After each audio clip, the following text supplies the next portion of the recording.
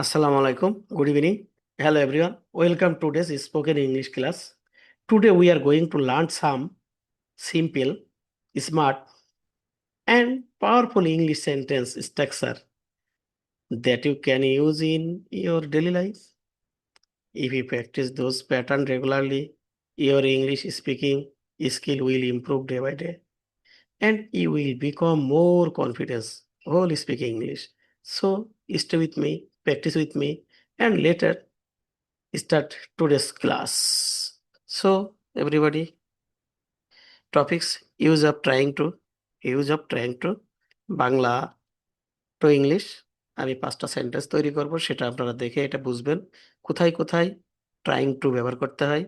তবুও আমি বাংলা লিখে দিয়েছি যে কোন কোন জায়গায় ট্রাইং টু ব্যবহার করতে হয়, এটা একটু দেখেন। চেষ্টা করার দরকার, চেষ্টা করছি পারার, চেষ্টা করছি শিখতে, চেষ্টা করছি করতে, চেষ্টা করে দেখছি, চেষ্টা করার চেষ্টা করব, চেষ্টা করছি অর্জন করতে। এই ধরনের বাংলা বাক্য শেষে যদি বাক্য থাকে তাহলে ট্রাইং টু আপনি ব্যবহার করতে পারেন। যদি আমি স্ট্রাকচারে যাই, subject am is are, trying to ভার্বের মূল বেজ অথবা V1।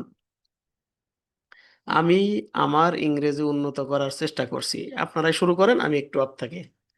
আমি আমার ইংরেজি করার চেষ্টা করছি, বলেন।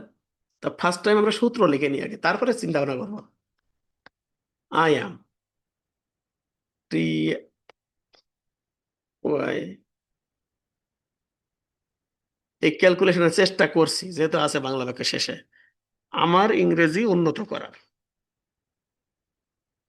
এই পর্যন্ত, এখন বাকি থাকলো আমার ইংরেজি উন্নত করার। বলেন কিভাবে করতে পারি? উন্নত করার কি? ইমপ্রুভ।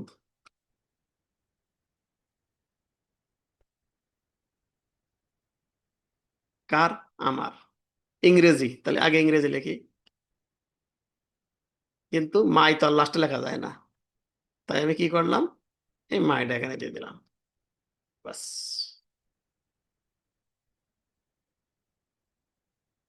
আমি, সরি, সে কাজ শেষ করার চেষ্টা করছে।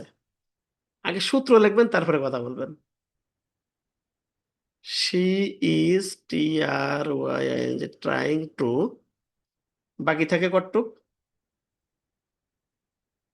এতটুক। শেষ করার, কাজ শেষ করার কি লিখতে পারি বলেন? Complete, COMPLETE, complete. এই বলেন ওয়ার্ক, WRK, কিন্তু ওয়ার্কের আগে সম্ভবত দি বসানো লাগে, তাই দিটা দিয়ে জুড়ে দিলাম। বুঝতে বাকি আছে কারোর? না বুঝতে পারলে আমাকে কমেন্টস করবেন। আমি কিন্তু এই কষ্ট করে ভিডিও তৈরি করি আপনাদের জন্য, শুধু শিখার তালে থাকি। সারা জীবন শুধু শিখতেছি, মরার আগের দিন পর্যন্ত শিখবো।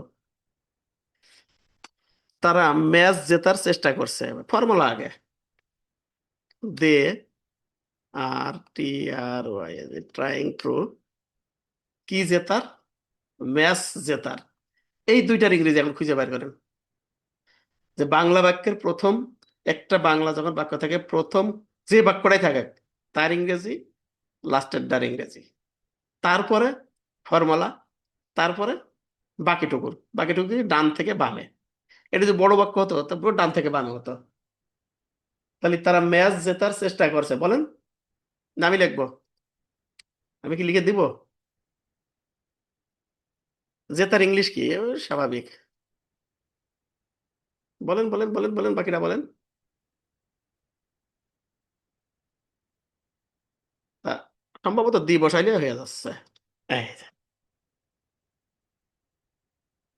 আমার মনে হয় না আপনারা বুঝতে বাকি আছে কারোর। আমরা দ্রুত শেখার চেষ্টা করছি, আগে ফর্মুলা তারপর অন্য কথা। We are, TRY, trying to, শেখার ইংরেজি কি? LEARN, learn. দ্রুত মানে কি? ফাস্টার, FASTER। মাঝে মাঝে আমার সিনিয়ররা আমাকে ফোন দিয়ে বলে এই স্টাইলটা ফাস্টার করেন, ফাস্টার করেন, খুব ফাস্টার। সেই ফাস্টার আজকে আমি লিখলাম।